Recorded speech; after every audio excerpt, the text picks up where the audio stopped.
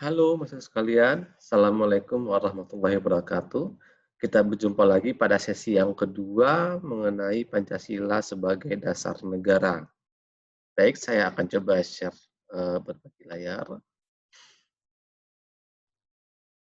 Baik, pada pertemuan kali ini kita akan pelajari mengenai dinamika dan tantangan dari Pancasila sebagai dasar negara, serta urgensi. Urgensi. Akan ada beberapa materi-materi yang telah saya siapkan.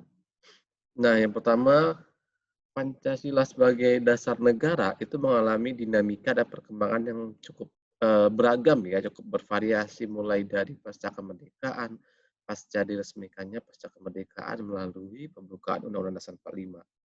Jauh sebelum pembukaan Undang-Undang Dasar 45, sebelum proklamasi kemerdekaan, kita menyadari dan meyakini bahwasanya adat istiadat, agama, itu sudah menjadi kekuatan, sudah menjadi keseharian, sudah menjadi bagian yang terpenting dalam kehidupan masyarakat dan peradaban di Indonesia. Kemudian baru pada 1 Juni Pancasila disuarakan menjadi dasar negara. Kemudian pada perkembangan selanjutnya pada November tahun 1945 sampai dengan Dekret Presiden 5 Juli 59, Indonesia telah mempraktikkan sistem pemerintahan demokrasi liberal. Tentu saja ini tidak sesuai dengan nilai-nilai Pancasila. Baru setelah Dekret Presiden, demokrasi liberal mulai ditinggalkan dan kedudukan Pancasila mulai diperkuat.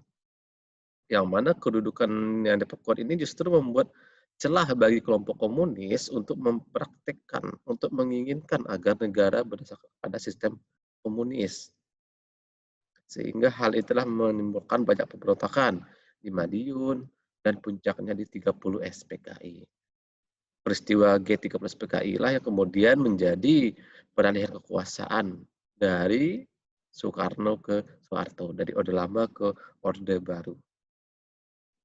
Pada masa Presiden Soeharto, beliau telah menegaskan bahwasannya Pancasila sebagai dasar negara itu akan dilaksanakan secara murni dan konsekuen. Hal ini ditandai dengan lahirnya TAP MPR nomor 2 tahun 78 tentang pedoman penghayatan dan pengamalan Pancasila yang kita kenal dengan P4. Kegiatan ini berlanjut sampai meletusnya reformasi pada Mei 98. Kemudian pasca reformasi, gerakan untuk itu terus berlanjut, banyak bersuara di masyarakat. Pada tahun 2004 berkembang ide oleh para akademisi bahwasanya menginginkan Pancasila benar-benar dipraktikkan, benar-benar diimplementasikan sebagai dasar negara dan menjadikan Pancasila sebagai sumber hukum utama, sebagai segala sumber hukum dari peraturan perundang-undangan dan tata kelola pemerintahan di Indonesia. Itu dinamikanya. Lebih lengkapnya nanti akan bisa saudara baca pada modul yang telah disediakan dan juga silakan mencari sumber-sumber bacaan lainnya. Kemudian kita bicara mengenai tantangan. Apa sih tantangan dari Pancasila sebagai dasar negara? Yang pertama itu jelas globalisasi. Ya, suatu kondisi yang memang mungkin kita semua sudah sering mendengar kata ini. Dan globalisasi itu memang karena perubahannya yang sudah menyeluruh, maka dampaknya pun menyeluruh.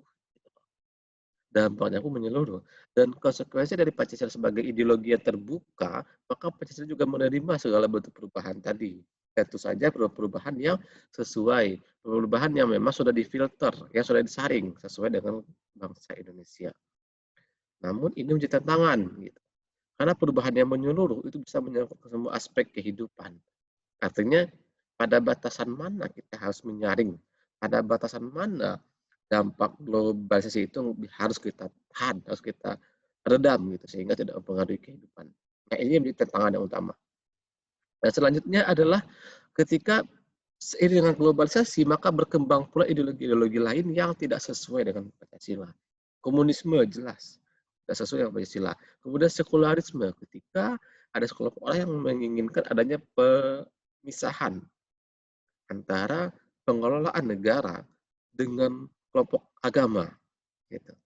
Tentu saja ini tidak akan pernah eh, sesuai dengan Pancasila. Karena sila pertama saja kita sudah bicara mengenai ketuhanan. Dan sila pertama itu menjiwai sila-sila selanjutnya. Artinya konsepsi ketuhanan, konsepsi keberagamaan itu akan masuk ke seluruh lini kehidupan.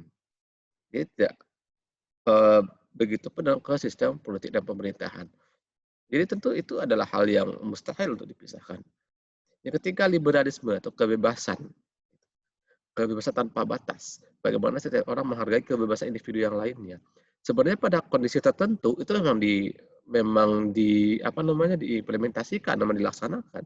Tapi konsepsi liberalisme yang sebenarnya yang telah dipraktikkan negara-negara barat itu cenderung tidak sesuai dengan nilai-nilai Pancasila. Karena Pancasila kita memiliki nilai-nilai agama, nilai budaya yang menyaring, yang membatasi. Nah, jadi kebebasan kita itu semacam kebebasan yang terbatas. Kemudian kapitalisme. Ketika kelompok-kelompok orang justru menginginkan bagaimana negara itu dibangun dengan konsep permodalan yang besar. Bagaimana orang berusaha untuk meningkatkan kapasitas ekonominya tanpa memperhatikan pihak lain. Yang muncul dari kapitalisme ini adalah jurang-jurang pemisah antara kelompok-kelompok yang memang memiliki modal besar, memiliki keuangan yang besar, dan kelompok-kelompok kecil.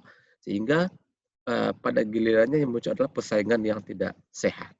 Jelas konsep-konsep ini tidak sesuai dengan nilai Pancasila. Lebih lengkapnya nanti silakan Anda cari bahan, karena memang selain 4 ideologi ini juga masih ada ideologi lain yang berpengaruh, yang menjadi tantangan bagi eksistensi dari Pancasila sebagai dasar negara. Kemudian apa sih esensi dan urgensi dari Pancasila sebagai dasar negara? Nah, kita bicara mengenai kedudukan.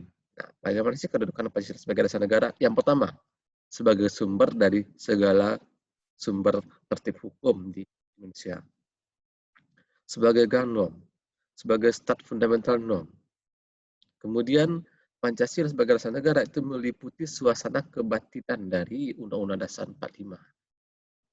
Kemudian mewujudkan cita-cita hukum bagi dasar negara, baik yang tertulis maupun yang tidak tertulis. Artinya Pancasila menjadi dasar dari cita-cita negara, baik yang cita-cita hukum yang tertulis berupa peraturan perundang-undangan maupun hukum yang tidak tertulis seperti konsepsi hukum adat yang memang sampai sekarang dipertahankan eksistensinya. Kemudian adanya norma yang mengatur agar pemerintah memegang teguh cita-cita dan moral rakyat, dan juga kedudukan Pancasila sebagai dasar negara adalah sebagai sumber semangat abadi Undang-Undang 45 bagi penyelenggaraan negara dan pelaksanaan pemerintahan. Kemudian kita bicara mengenai urgensi. Apa sih urgensinya? Mengapa sih Pancasila sebagai dasar negara itu penting untuk dilaksanakan? Nah, kita bisa membagi kepada 2 kelompok besar, yaitu urgensi bagaimana dalam hal sektor kelembagaan dan juga urgensi mengenai pendekatan kepada sumber daya manusianya. Dalam hal kelembagaan, maka penyelenggaraan negara harus bersumber dari nilai-nilai Pancasila. Sehingga jika itu dilaksanakan, Indonesia akan memenuhi unsur-unsur sebagai negara modern yang menjamin terwujudnya tujuan negara. Tujuan negara seperti yang sudah saya sampaikan pada sesi sebelumnya. Kemudian pada pendekatan sumber daya manusia, bagaimana pemerintah yang menyelenggarakan pemerintahan dan juga rakyat itu sama bahu-membahu dalam hal mengimplementasikan Pancasila sebagai dasar negara. Jadi kalau kita bicara mengenai kelembagaan itu merupakan produknya, produk hukumnya, pemerintahannya, maka sumber daya manusia adalah pelaksananya, tenaga penggeraknya, driving force-nya. Nah, ketika sudah ada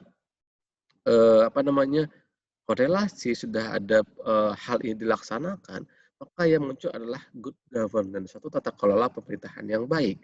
Yang baik seperti apa? Tata kelola pemerintahan yang memang mengimplementasikan Pancasila sebagai dasar negara. Tidak hanya dari pemerintahannya, tapi juga ada dukungan penuh dari masyarakat. Itu. Baik, sampai di sini penjelasan saya. Ini hanya video singkat pengantar saja.